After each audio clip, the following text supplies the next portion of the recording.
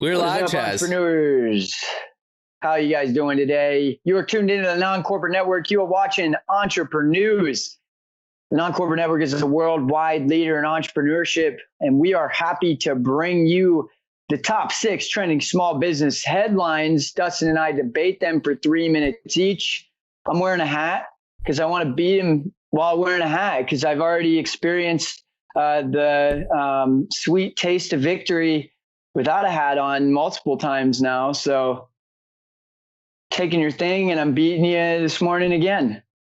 Chaz again, just dreaming on. I mean, at least wear a hat from a winning team. Let's go. I mean, anything you want to add before we get into our first story? No, just thank you guys for tuning in. Excited to bring you the latest business news. I think we can just dive right in, man. Let's do it. All right. Garmin, the next victim in the ransomware epidemic. This is something that is interesting. We know Garmin is a GPS company. And so a hacker group called Evil Corp, literally Evil Corp, it's like an awesome, straight out of Austin Powers, demanded $10 million from the GPS giant in the latest high-profile ransomware attack. Dustin, this is crazy. It seems like it's just standard now that people are getting ransomware. Big companies, obviously sensitive data and location data that's being compromised. In this example, should small companies be more worried about this? How detrimental can this be? Are we really putting enough resources into this stuff? Yeah, I mean, first of all, I didn't even know Garmin was still around. I mean, we got Google Maps and Apple Maps. So, I mean, it's crazy to me that Garmin is still around. But, I mean, when it comes to small business, I mean, I don't know if small business should be as worried as mid-size or corporations. I mean, this is the start of everything. My question is, you know, we got CCPA that has thresholds of you got to fall under these guidelines if you have a certain amount of employees or a certain amount of CRM records or database records. I mean, I think the government needs to step in and protect the consumers on this front where, again, if you have so many people in your database or certain types of data, you need to be this secure. I mean, it's only increasing. I mean, we had Twitter, and the thing that's funny is it's trending on Twitter right now. So what's trending on Twitter is talking about how Garmin got hacked. And so it's like the company that got hacked a week or two ago is the one where people are getting their news about another hacked company. But I don't think small businesses should be as worried, although I do think they should start thinking ahead and figuring out how to get ahead of this. But I think more so than anything, the government needs to step in and set up parameters for these mid to large size businesses. What are your thoughts? No, my qualm is with the media. I think first and foremost, I wonder what happens after this. We hear the headlines and we just have been trained into this short-term memory loss where, I mean, we forget that Instacart was hacked, Target was hacked, TurboTax, Intuit, one of the largest companies, was hacked, LifeLock. I mean, like, there's so many examples, and it seems like, oh, wow, it's a headline. Oh, they got hacked. Oh, I used them. Like, when I saw that TurboTax got hacked, it was like, oh, crap, like, I used them. And then 5 minutes later, I'd forgotten about it entirely. And it's like, so what's happening? What's the fallout? Who is getting this data? I think that there's an obligation of the media to be able to, keep us informed and dive a little bit deeper into what is the implication here. Are they just saying, well, they got our data now, that's too bad? Or like, what's happening? Yeah, I mean, to your point, I wonder how many of these companies are actually paying the ransomware. It's like, it goes back to like the hostage situation or a kidnapper. It's like, do you pay? And then they'll know that you're going to pay so they can come back and take it again. There's a lot of different variables at play here, but I think something needs to be done. The collective heads need to come together and figure something out. Yeah, no, I like your idea with the CCPA stuff as well. Getting into our next story, Facebook's plan to crack down on NSFW material as well as deep fakes. Call in the red team. So last year during Facebook's moderation algorithm was as simple as overlaying your skin with dots on a grid. They have taken that to the next level and are really kind of leading the charge in terms of being cognizant of the risks to AI and synthetic generated media, as well as NSFW material that's kind of causing this outcry of boycotting outside of the hate speech. And so, will AI be the digital police here? Can we trust the red team to execute? And, do we have a choice? I think it's awesome that they're doing something. I mean, with the whole, as we've been mentioning, things getting hacked and even more so just what's being said on these platforms. I mean, it's great that they're trying to get ahead of it, but I don't think AI is at the point to where we can be 100% reliant on it. I mean, Facebook even said that AI covers about 90% of hate speech that gets posted on their platform. That 10% is a very, very, very big amount of content, or a large amount of content that's getting posted. And so it is good that they're taking action to get ahead of it, but I still think that there's a huge need for the human element in there. I don't necessarily think it should come from Facebook, because they're the ones that it's their platform. Whether it's a third party company, the government comes in. I hate that having the government step in has come out of my mouth on these last two things. I'm not a huge fan of that, but I mean, I think something needs to be done. I think the human element still needs to be part of this. AI is great, but I don't think we're there to moderate everything. I mean, do you think it should be 100% AI, or what are your thoughts on this?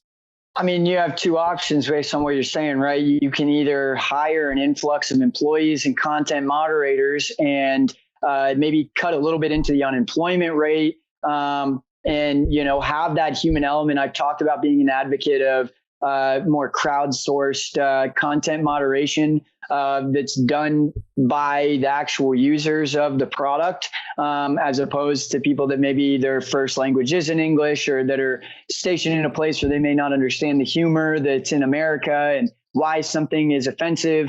And so, I mean, you can either hire a bunch of people, add that to your payroll, or the alternative is you let AI do the job, but then what's going to happen there? I think there needs to be more tax incentives and tax breaks, money going back to the people. If you're going to opt out of hiring a lot of people and have AI do the job. So I think either way, it's kind of a recipe of both. I can understand why. I think the more that we use AI, though, the better it's going to be, and the more that we're going to be able to eliminate those people. And see, I've been a huge thing on using AI to help the human element. It's like you can use AI to find a lot more questionable stuff. The stuff that gets questioned then goes into a queue for the human eye to go look at. And so I think it's not using one or the other. It's how you can leverage both. Fair enough. Cool. Going into our next story. So Gen Z, they're entering the workforce, and as a reminder, these are people that are 18 to 25 years old, and they're speaking up about what they really want at work. And it's a little surprising considering, what all of us millennials have wanted, us as in me, the fun workplace, and really what they're wanting is great healthcare insurance. They want remote work, and then 401k benefits.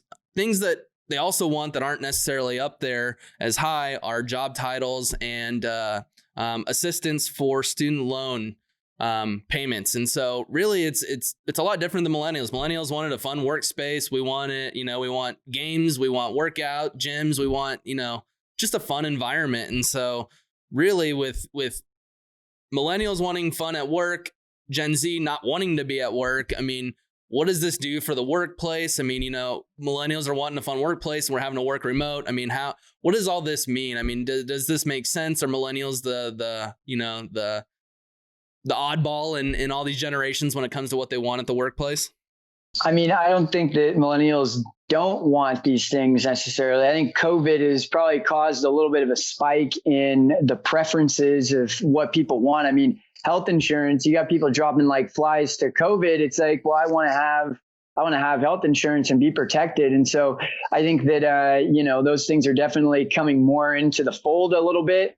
I think that within reason, right, there's real risks to everything that's happening right now. But, I think that it's not necessarily that the Gen Z doesn't want this. I think it's more around but millennials are the people that are the biggest component of the workforce too. So it's hard to kind of pick one or the other here. But, these Gen Z people are, like you said, 25 years old. They're just coming into the workforce. So this is a trend that's only going to continue to proliferate. I think one thing that's interesting is the student loan assistance. It's like all these companies are requiring more and more education, which then you got to take on more debt to even work for them. I mean, you got a lot of companies that are either doing the 401k or the assistance on student loans. It's like, to me, I think companies need to do a better job at giving more on that front. I mean, it's like, one, those who have debt or burden, I mean, that they then have to go into their 401k, which hurts retirement. And so it's like, if companies are thinking more long-term, I think it'd be awesome to see more companies step up and help maybe matching on paying that down. It's like, for every dollar you put in, we'll put in 75 cents, or we'll put in $1 up to a certain amount. But really, I mean, everyone is talking about how big the student loan bubble is. And so I think, for the sake of the economy, I think more companies need to figure out how to help on that end. I mean, especially when it comes to, we know Social Security is not going to be there whenever we retire. So it's like, really thinking of the financial side of things, one, how to reduce debt, but also increase that compounding interest on 401ks, I think would be huge. Yeah, no, definitely good points there. And before we get into our next story, I want to mention that we're powered by State 48. Thank you guys for your support. We love what you're doing. They partner with a lot of great organizations, really awesome collaborations. Dustin, do you have anything you want to mention about State 48? Yep. Clothing for All, inspired by Arizona. So they just dropped their U of A collaboration, co-design, and man, the comments are insane. So yeah, they just launched an ASU and a U of A, and it's interesting. If you're wanting to read some good comments, check out their latest design on social media. You can find them just at State 48. You can also look online at their clothing, state48.com. So as we head into our next story, I mean, privacy and data seems to be a hot topic. I mean, with us, obviously, but we're always talking about the consumer side of things when it comes to data privacy. But how are employers protecting employees when it comes to data privacy? So where I'm going with this is, more people are working remote and companies are not providing devices. So it's, if I'm working remote and I got to use my device, I now have to use tools and apps that is going to help get work done. For example, getting into Slack, if you're going to have meetings, they need access to your microphone and your camera. That being said, it's my, they're needing access to my personal device to get company stuff done, which then that data is being used by Slack, which they can then sell to third parties. And so really where I'm going with this is, me as an employee, if I don't get a device, do I have the right to say, no, I don't want those apps because they're, I want to protect my privacy. I want to protect my data. Should they be laid off? Should they be fired? Should the business be looking at other ways to accommodate this? And my belief is that, the cost of computers are coming down. We got a client, IOXO, they have an awesome offering there on a monthly plan. But I think businesses need to give devices. They need to, people shouldn't be using their personal devices for this. I mean, I think, we're huge on the consumer side, but no one talks about the employees as well. I mean, what are your thoughts on this? I think that, I mean, it's a good idea. There's companies that are doing that, but I think it exposes a much bigger problem, which is that we feel like we have to get a separate device to use for using stuff like Slack or Zoom, because you are that much at risk of being like data being stolen from you. I think that's a huge issue. So I really think that there needs to be some legislation. Like, I wonder why, the same way you can customize what types of emails or notifications you're receiving from a business, why are you not able to, in the same kind of easily type of way, be able to say, okay, I don't want microphone access, I don't want video access, and still give them access to the product without them taking the data? I don't want you to know what, like, I want these comments to be encrypted. Like, why do we not have controls like that? And if you have billions and billions of dollars that you can invest into R&D, it's not a matter of if it can be built. It's a matter of, let's withhold it so we can make more money off this data, because people don't know what they don't know. And we'll just continue to have a little checkbox with I acknowledge the terms and services, and we'll just leave it at that. And it's like, I think that there's just such more of an obligation for the businesses. So I'd love to see some legislation or some lobbying on, providing some more transparency there. Yeah. And I mean, where all this comes from is the chief evangelist officer over at Zoho just mentioned that it all boils down to tremendous greed. It's like you're making profits and revenue off of the actual product you're selling, and then taking the data from it and driving extra revenue. And it all comes down to greed. But I think, to your point, what it's going to come down to is simple toggles. It's like, this is what we're collecting. You can turn them on or off, and then that's it. And it shouldn't hinder the use of the actual product. Cool. So going on to our next story, the Senate is about to pass the HEALS Act. If it does pass, they have something in there where businesses can now write off 100% of meals now. It had been reduced to 50%, and you can only write it off if it's internal meetings, like employees. Like, we can't take a client out to eat and write that off anymore. And so they're trying to reverse that to incentivize businesses to go out and eat. The reason for this is that there have been 15,700 restaurants that have closed permanently as of July 10th. And so the whole goal is to allow it to be a deduction and a write-off so that more people can go out to restaurants. You got more money being spent in restaurants. My thing is, we got here because of the spread of COVID. If you're incentivizing businesses to go out to, restaurants, that's a pretty small little place. Are you asking for trouble? Are we going to spread COVID a bit more and now have to shut restaurants down? All that being said, I mean, here in Arizona, they're talking about keeping gyms closed. So it's like, how are we going to incentivize more people to congregate at restaurants where more sneezing and all that is happening than going to a gym where people are already social distancing? What are your thoughts on this incentive? Yeah, I'm 100% for it, to be honest with you. I really think that there has to be a catalyst to get people back out. And this is something that was a part of the tax code up until a couple of years ago. And a lot of people were really upset that it even changed. So I think that it's definitely something where it can be taken advantage of, i.e. like Dan Bilzerian, what we just saw. But like, if you're not taking advantage of it, then I think that, it's a great way to promote people going to restaurants, supporting local businesses. And so I love it for that reason. And honestly, like, I don't want to be insensitive on the COVID front, but 95% of people are recovering from this that don't have pre-existing conditions or something that puts them at a higher risk. And so, I was fear-mongered by my mom about the flu, and for years that didn't stop us from going out to eat. I look at this as something where if we keep conditioning society into we're too afraid to go to restaurants, like, it's not going to be a good look for us. Yep. No, I agree. And I wonder if this, takes into account maybe takeout, or, you got more people that are working remote. So you're not even going into an office. And so those people that don't want to be part of it, but still want, to get a free meal, I guess.